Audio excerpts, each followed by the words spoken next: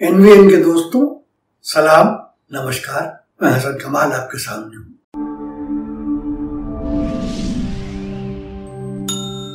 दोस्तों आज दो टॉपिक्स पे बात करना है, लेकिन इससे पहले कि मैं बात करूं अपनी एक गलती की माफी मांग लूं। पिछले एपिसोड में मैंने अमेरिकन व्हाइट पुलिसमैन के हाथों मारे जाने वाले ब्लैक अमेरिकन का नाम जॉन फ्लाइड बताया था। उसका नाम जॉर्ज फ्लाइड।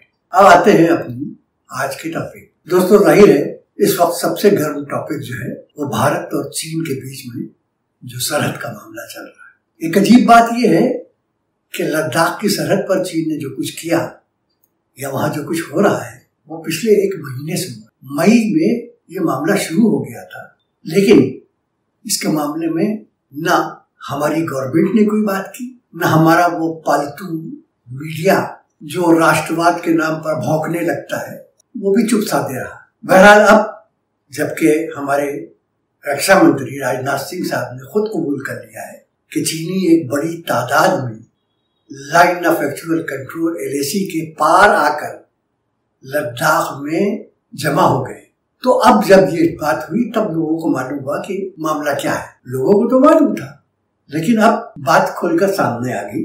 मामला बहुत सीरियस था और है। LAC का झगड़ा आज कब नहीं है कि 1962 से बल्कि 1959 से चला रहा है। 1962 में चीनी फौजें जहां आज हैं वहां तक आ गई थी, लेकिन उसके बाद खुद ही पीछे हट गई और वो इलाका जो अक्साई चीन का कहलाता है वो बिल्कुल नो मैन लैंड बन गया, जहां कोई नहीं है, वहां तो घास भी नहीं होती। लेकिन इस बार चीन न सिर्फ अक्साई चीन से आगे निकल आया बल्कि लद्दाख की सरहदों में दाखिल हो गया, लद्दाख के अंदर दाखिल हो गया। और कहा जाता है कि 60 स्क्वायर किलोमीटर के एरिया में वो बैठा हुआ है और न सिर्फ आ गया है बल्कि वो एक महीने से आया हुआ है। और कुछ ऐसे हिंदुस्तानी ऑफिसर्स, मिलिट्री ऑफिसर्स जो 2 महीने पहले तक वहां तैनात थे, उन्होंने जब वो सैटेलाइट से आए हुए इमेज देखे जो आप भी देख सकते हैं, तो ये पता चला कि वहां पर तो चीनियों ने बड़े बड़े बंकर्स, कंक्रीट के बंकर्स बना लिए। यानी अब उनका यहां से वापस जाने का कोई इरादा ही नहीं। लेकिन ये बात बड़े दिन तक छुपाई जाती रही, अब भी कोई खुलकर सामने नहीं आ रहा है। लेकिन बहरहाल दो अच्छी बातें ये हुई कि छोटे मोटे दोनों तरफ के छोटे मोटे आर्मी ऑफिसर्स की कॉन्फ्रेंस तो बहुत कामयाब नहीं हो पाई, लेकिन 6 जून को जो दोनों मुल्कों की फौजों के हाई लेवल ऑफिसर थे, ऊंची सतह के अफसर, उनकी मुलाकातें हुई। और अच्छी बात यह है कि ये बैठक पहली और आखिरी बैठक नहीं थी। पहली जरूर थी लेकिन आखिरी नहीं थी, क्योंकि और बैठकें होंगी। दूसरी अच्छी बात यह है कि बहरहाल जंग के मैदान से मामला निकलकर बातचीत की टेबल पर पहुंच गया। उसके 2 बुरे पहलू हैं। बुरे पहलू ये हैं कि अगर चीनी फौजें वापस नहीं गई, 1 अप्रैल से पहले वाले जगह पर नहीं गई, तो इसका मतलब यह है कि ये कब्जा उनका जो है वो रहेगा। और ये कब्जा अगर उनका रहेगा तो कोई जरूरी नहीं है कि वहीं तक रहे, वो कल आगे भी बढ़ सकता है। ये मामले में गवर्नमेंट का रवैया अजीबोगरीब रहा। कभी हाँ कभी ना। कभी उन्होंने कहा कि वहां पर तो जो सरहद है वो सरहद जो है वो दोनों मुल्क अपनी अपनी समझते हैं, और कल हमारा जो हम समझते थे वो हमारी है, आज वो समझ रहे हैं कि वो उनकी है। ये इतना आसान मामला नहीं है। वो अपनी फौजें लेके आ गए। और एक बात बताओ, मैं लद्दाख गया हूं। जो लोग लद्दाख गए हैं वो जानते हैं कि वो इतनी ऊंची जगह पे है, वहां ऑक्सीजन बहुत कम है। जो बाहर वाले वहां जाते हैं उनसे कह दिया जाता है कि हाथ में डंडा भी मत दीजिए और वो सब्जी तरकारी काटने वाला चाकू भी मत दीजिए, क्योंकि ऑक्सीजन कम है, ब्लड प्रेशर हाई हो जाता है, बात बात पर गुस्सा आता है, तो ऐसा ना हो कि आपका किसी से झगड़ा हो। तो उस इलाके में लोगों का जाना, फौजों का जाना भी बड़ा मुश्किल है। कहा जा रहा है कि चाइना ने 2 लाख फौजी उस जलवायु में, उस आबोहवा में, उस एटमॉस्फेयर में रहने काम करने के आदी बना लिए 2 लाख। और उनके पास ऐसे हथियार और ऐसे टैंक भी हैं जो उस कम ऑक्सीजन के इलाके में आसानी से काम कर सकते हैं, जहां हथियारों का काम करना मुश्किल हो जाता है। वैसे ऐसी कोई बात नहीं है। हमारे भारत के पास भी माउंटेन ब्रिगेड्स हैं, पहाड़ों पर रहने वाली ब्रिगेड्स हैं। हमारे भी फौजी हैं जो सियाचिन जैसे ऊंचे मकाम पर बैठे हुए, डटे हुए हैं। लेकिन बहरहाल ये एक ऐसी सूरत है जिससे चिंता होती है।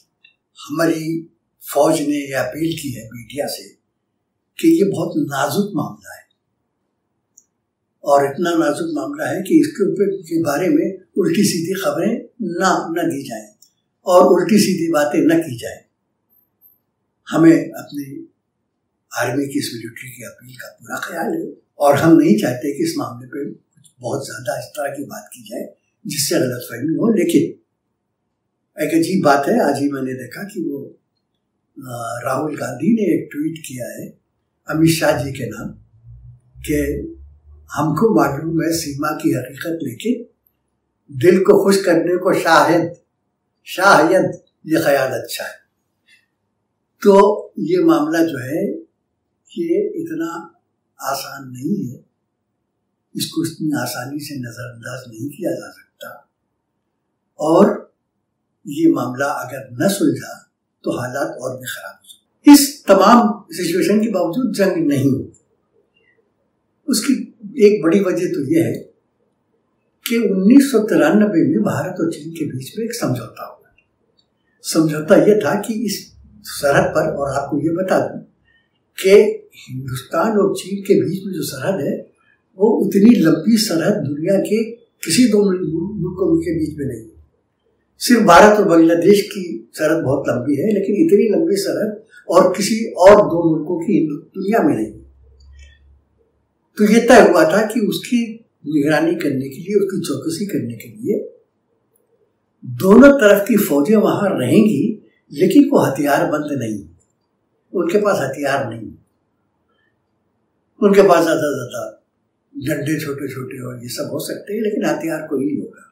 इसलिए जब कभी दोनों में लड़ाई होती भी है, और कई बार हुई है, तो वो बस दीघा मुश्ती और पकड़ धक्कड़ और धक्कम पेल और झूठो कराटो इस तरह की होती है, गोलियां नहीं चलती।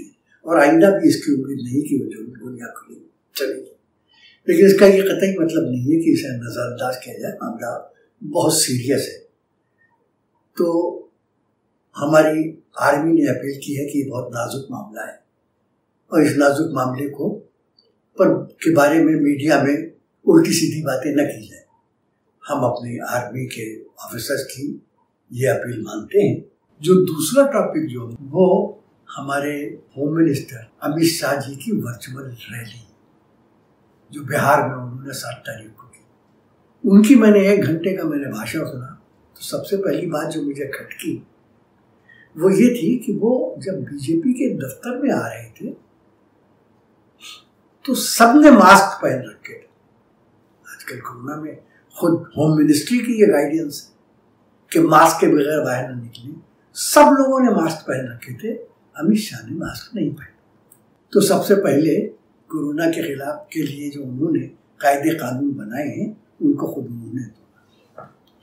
उसके बाद उन्होंने लेक्चर दिया। वो कोई बहुत अच्छे भाषण देने वाले भी नहीं, मतलब मोदी जी से तो कोई मुकाबला ही नहीं उनका किया जा सकता। बहरहाल 1 घंटा वो बोले, कुछ कम बोले होंगे।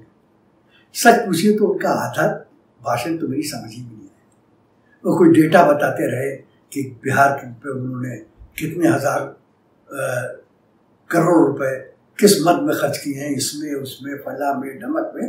वो पता नहीं सही था या गलत था, मगर मैं इतना जानता हूँ कि अगर इतने ही पैसे वाकई उन्होंने या उनकी सरकार ने बिहार पे खर्च किए थे तो बिहार के बिहारी का पर कैपिटा फीकस आमदनी 85 रुपया रोज नहीं होती।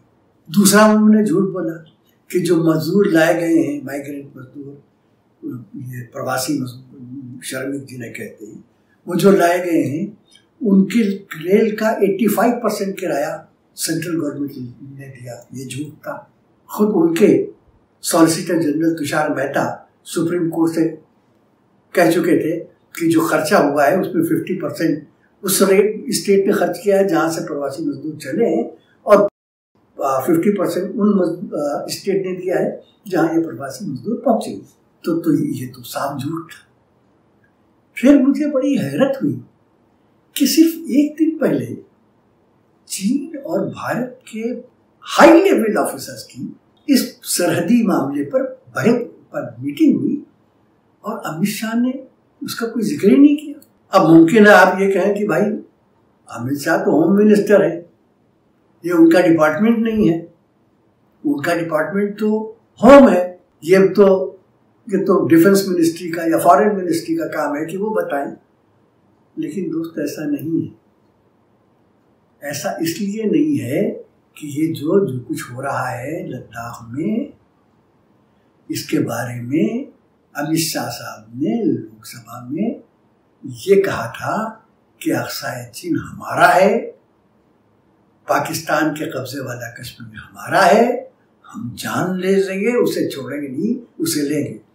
यकीन नहीं है तो देख लीजिए। मैं ये बात रिकॉर्ड पर रखना चाहता हूं कि जब मैं सदन में जब जम्मू एंड कश्मीर राज्य बोला हूं, तब पाक ऑक्यूपाइड कश्मीर और अक्साई चीन दोनों इसका हिस्सा है, ये बात को। तो इसका मतलब है कि जो कुछ हो रहा है, हर एक्सपर्ट ने बात की कि चीन ने इन तमाम बातों को नोट किया, और वो जो आज हो रहा है उसकी बड़ी वजह इस तरह के बयानात ही हैं। तो मैं ये समझता हूँ कि आज लद्दाख की सरहद पर जो कुछ हो रहा है, अमित शाह साहब उसकी जिम्मेदारी से बच नहीं सकते। तमाम एक्सपर्ट्स हर जगह के बता रहे हैं कि जो ये झगड़ा है चीन और भारत के दरमियान, वो सिर्फ सरहद तक महदूद नहीं है। उसमें 370 आर्टिकल का भी जिक्र आता है, उसमें 35A आर्टिकल का भी जिक्र आता है। मैं एक बात आपको याद दिला दूं कि जिस वक्त ये ऐलान किया था अमित शाह साहब ने लोकसभा में कि लद्दाख को यूनियन टेरिटरी बना दिया जाएगा, केंद्र के अधीन मरकज के तहत ले आया जाएगा, सबसे पहला प्रोटेस्ट चाइना ने किया था कि लद्दाख एक उलझा हुआ मसला है, कुछ तय नहीं हुआ उसके सिलसिले में, इसलिए उसके स्टेटस को चेंज करना हम कबूल नहीं करें। अभी सुना यह है कि अमित शाह साहब और भी ऐसी रैलीज करने वाले हैं, और वो कहते ये हैं कि हमारा चुनाव से कोई, इन रैलीज का चुनाव से कोई ताल्लुक नहीं। हालांकि 1 घंटे की रैली में उन्होंने वो तमाम बातें कही जो कल वो किसी चुनाव रैली में कहेंगे। तो चुनाव से उसका ताल्लुक था, और क्यों था? इसलिए कि नरेंद्र मोदी और अमित शाह के ज़माने से बीजेपी का सिर्फ एक एजेंडा है, इलेक्शन कैसे लड़ा जाए, इलेक्शन कैसे जीता जाए, और इलेक्शन के बाद अगर जीत न मिले तो जोड़ तोड़ करके सरकारें कैसे बनाई जाए। ये सिंगल एजेंडा था जिसके तहत वो काम कर रहे हैं। तो दोस्तों, आज की वीडियो में बस इतना ही। एक बात पर अपनी बात खत्म करता हूँ कि आपने अगर उसे सब्सक्राइब नहीं किया है NBN को, तो कर दीजिए। मुझे बहुत से लोगों ने बताया कि सब्सक्राइब जब हम करने की बात करते हैं तो लोग ये समझते हैं कि सब्सक्राइब करने का मतलब ये कि कुछ पैसा देना पड़ता है। ऐसा बिल्कुल नहीं, सिर्फ सब्सक्राइब का बटन दबा दीजिए और आप सब्सक्राइबर बन जाएंगे। ये कर लीजिए, इससे हमें बहुत ताकत मिलेगी, बहुत हौसला मिलेगा।